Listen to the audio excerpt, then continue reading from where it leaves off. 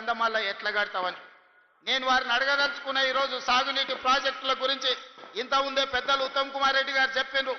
10 ఏళ్లలో 2 లక్షల కోట్ల రూపాయలు ఖర్చు పెట్టిండ్రు కాంట్రాక్టర్లకు బిల్లులు ఇచ్చిండ్రని నేను అడుగుతున్న గత పాలకులను 2 లక్షల కోట్ల రూపాయలు ఖర్చు పెడితే గంధమల్ల రిజర్వాయర్ ఎందుకు పూర్తి కాలే పిలాయపల్లి కాలువ ఎందుకు పూర్తి కాలే ధర్మారెడ్డి కాలువ ఎందుకు పూర్తి కాలే ఎస్ఎల్బిసి ఎందుకు పూర్తి కాలే నల్గొండలో ప్రాజెక్టులు నిర్మించలేదు ఆలేరు ప్రాంతానికి సాగునీరు తాగునీరు అందించలేదు ఇవి పక్కన పెట్టండి ఈనాడు ఈ నల్గొండ ప్రాంతంలో నేను అడగదలుచుకున్న మా ప్రాంత రైతులను ఈ ప్రాంత ప్రజలను ఆనాడు నవంబర్ 8 నాడు నా జన్మదినం ఉన్నదని వేలాది మంది ఇంటికి వస్తామంటే నేను కాదు కూడదు లక్ష్మీ నరసింహస్వామిని దర్శనం చేసుకొని మూసి కాలువలో మా నల్గొండ బిడ్డల బతుకులు ఎట్లా చింద్రమైపోతున్నాయో వాళ్ళ మధ్యలో గడుపుతానని నా జన్మదినం రోజు మీ దగ్గర వచ్చి రోజంతా పాదయాత్ర చేసి మీరు పడుతున్న కష్టాలను కల్లారా నేను చూసి ఆనాడే నేను ఈ ప్రాంతానికి మాట ఇచ్చిన 600 అక్కడి సూర్యుడు ఇక్కడ ఉదయించిన ఎవరు అడ్డం పడ్డా తొక్కుకుంటైనా పోతాం మూసీ నది ప్రక్షాళన చేసి తీరుతాం నల్లగొండ రైతాంగం కష్టాలు తీరుస్తామని ఆనాడు చెప్పడం జరిగింది నేను అడుగుతున్న మిత్రులారా ఈ వేదిక మీద నుంచి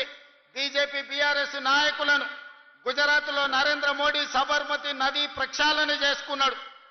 ఉత్తరప్రదేశ్లో యోగి గారు గంగా నది ప్రక్షాళన చేసుకున్నాడు ఈనాడు ఢిల్లీలో మోడీ యమునా నది ప్రక్షాళన చేస్తా మేము అభివృద్ధి చేసుకుంటాం ఆ ప్రాజెక్టులను నిర్మించుకుంటాం అంటున్నాడు మరి నేను ఇవాళ అడుగుతున్న బీజేపీ బీఆర్ఎస్ వాళ్ళను నరేంద్ర మోడీ సబర్మతి నది కట్టుకోవచ్చు యోగి గంగా నది కట్టుకోవచ్చు ఢిల్లీలో యమునా నది మీరు ప్రక్షాళన చేసుకోవచ్చు మరి తెలంగాణ ప్రజలు ముఖ్యంగా నల్గొండ బిడ్డలు మూసీ నది ప్రక్షాళన ఎందుకు చేసుకోకూడదు మూసీ మురికిలోనే మేము చావాలనా మా ఆడబిడ్డలు మా ఇతర ప్రాంతాల వాళ్ళు నల్గొండ ఆలేరు భువనగిరి ప్రాంతాలకు ఆడపిల్లలు ఇవ్వాలంటే వాళ్ళు తల్లులు కావాలంటే కష్టం ఉన్నది ఆ ప్రాంతం విషపు నీళ్లు తాగితే బిడ్డలు పుట్టరు అనే ఒక పరిస్థితి ఒక విషమ పరిస్థితి ఉంది ఇవాళ మా ఆడబిడ్డలు కన్నీళ్లు పెట్టుకుంటుంటే ఈ బీఆర్ఎస్ బీజేపీ నాయకులకు కనిపిస్తలేదా పుట్టబోయే బిడ్డలు కాలొంకరనో కన్నొంకరనో లేకపోతే బలహీనతలతోని బలహీనంగా పుడితే ఆ పాపం ఆ ఉసురు మీకు తలగదా అని చెప్పి బీజేపీ బీఆర్ఎస్ నాయకులను అడుగుతున్నానే మిత్రులారా నేనేం ఎర్రవల్లిలో మీ ఫామ్ హౌస్ గుంజుకుంటా అనలే మోయినాబాద్ ఫామ్ హౌస్ను ఆక్రమించుకుంటా అనలే జన్వాడలో మీ ఫామ్ హౌస్లో జెండా వాతుతాను నేను అనలే ఏమన్నా మా నల్గొండ రైతుల కష్టాలను తీరవాలి నల్గొండలో ఉండే లక్షలాది ప్రజలకు మేలు జరగాలి నల్గొండలో వేలాది ఎకరాలకు నీళ్లను అందించాలి మూసీ నది ప్రక్షాళన చేసుకుంటాం గోదావరి జలాలతో మూసీ నదిని నింపుతామని మేము ప్రయత్నం చేస్తే మీరు అడ్డం పడి హైదరాబాద్లో మూసీ పక్కన ఉన్న పేదోళ్ళ ఇండ్లు కూలగొడుతుందని విష ప్రచారం చేశారు నేను అడిగిన ఆనాడు వాళ్ళని అసెంబ్లీలో మూసీ నది పక్కన ఉన్నోళ్ళు ఎవరు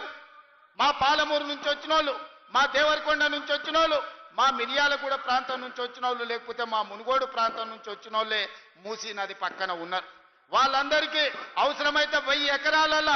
మంచి ఇండ్లు కట్టిద్దాము ఇందిరమ్మ ఇండ్లు కట్టిద్దాం తలా 120 గజాల ప్లాట్ ఇద్దాం ఏం కావాలన్నా వాళ్ళని ఆదుకుందాం మంచి పాఠశాల పెడతాం మంచి కాలేజీ పెడతాం వాళ్ళ పిల్లల్ని ఆదుకుందాం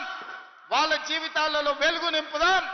అవసరమైతే 1000-2000 కోట్లు ఖర్చైనా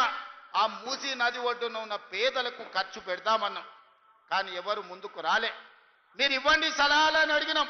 వాళ్ళకి మేలు ఎట్లా చేయాలనో చెప్పండి అన్నాం కానీ వాళ్ళకి అది ఇష్టం లేదు మూసీ కట్టొద్దు నల్గొండ రైతులు బాగుపడొద్దు అనే ఒక విషపు ఆలోచనతో మూసీ నది ప్రక్షాళనని ఈరోజు అడ్డుకునే ప్రయత్నం చేస్తున్నారు అందుకే మిత్రులారా ఎవరేమైనా అనుకొని నల్గొండ జిల్లాలో ఉన్న 12 అసెంబ్లీలో 11 గెలిపించారు 2 పార్లమెంట్లను గెలిపించారు ఎవరు కూడా 50,000కు తక్కువ మెజారిటీ రాకుండా గెలిపించారు 50,000 రూపాయలు జేబులో లేని మందుల శామెల్ 50,000 ఓట్ల మెజారిటీతోనే ఈనాడు మీ ప్రాంతంలో ఎమ్మెల్యేగా గెలిపించిందంటే నల్గొండ ప్రజలు ఎంత చైతన్యవంతులో మీరు ఒక్కసారి ఆలోచన చేయండి తెలంగాణ ప్రజలకు నేను చెప్పదలుచుకున్నా నల్గొండ గడ్డ చైతన్యానికి మారుపేరు ఈ ప్రాంతం సర్దార్ సర్వాయి పాపన్న గౌడు ఏలిన ప్రాంతం ఈ ప్రాంతం దొడ్డి కొమరయ్య పోరాటం చేసిన ప్రాంతం ప్రాంతం చాకలి ఐలమ్మ స్ఫూర్తి తీసుకున్న ప్రాంతం. ఈ ప్రాంతం రావి నారాయణ రెడ్డి, ఆరుట్ల కమలాదేవి, ఆరుట్ల రామచంద్రారెడ్డి, బిఎన్ రెడ్డిలు ధర్మ భిక్షములు ఈ గడ్డ మీద నుంచి కొట్లాడిన ప్రాంతం. ఈ ప్రాంతం కొండా లక్ష్మణ్ బాపూజీ ఆనాడు తొలి తెలంగాణ ఉద్యమంలో మంత్రి పదవిని కాగితం ఇసిరేసి తెలంగాణ రాష్ట్రం వచ్చే వరకు పదవి తీసుకోనని త్యాగాలకు మారుపేరైన కొండా లక్ష్మణ్ బాపూజీ ప్రాతినిధ్యం వహించిన భువనగిరి ప్రాంతం ఈ నల్గొండ ప్రాంతం. మళ్ళీ తెలంగాణ ఉద్యమంలో తెలంగాణ కోసం రాజీనామా చేసి మళ్ళీ తెలంగాణ రాష్ట్రంలోనే మంత్రి పదవి చేపట్టిన కోమటిరెడ్డి వెంకటరెడ్డి ప్రాతినిధ్యం వహిస్తున్న ప్రాంతం. ఇవాళ నాడు భూమి కోసం, భుక్తి కోసం, విముక్తి కోసం సాయుధ రైతాంగ పోరాటంలో తుపాకులెత్తిన గడ్డనే కాదు, ఈ ప్రాంతంలో భూదాన ఉద్యమంలో వందలాది ఎకరాలను పేదలకు పంచిపెట్టిన ఈ రోజు భూదాన్ రామచంద్రారెడ్డి కూడా ఈ గడ్డ మీద నుంచే వేలాది ఎకరాల భూములను పేదలకు పంచిపెట్టడానికి త్యాగం చేసిన వెదిరే రామచంద్రారెడ్డి కూడా ఈ ప్రాంతమే అని చెప్పడానికి నేను గర్వపడుతున్నా. మిత్రులారా,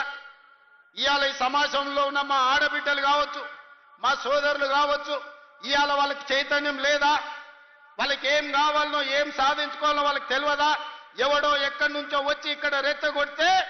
ఇక్కడ ఉండే రైతులను, ఇక్కడ ఉండే పేదలను తప్పు దారి పట్టించి ఈ ప్రభుత్వం మీద బురద జల్లే ప్రయత్నం చేస్తే తిప్పికొట్టే శక్తి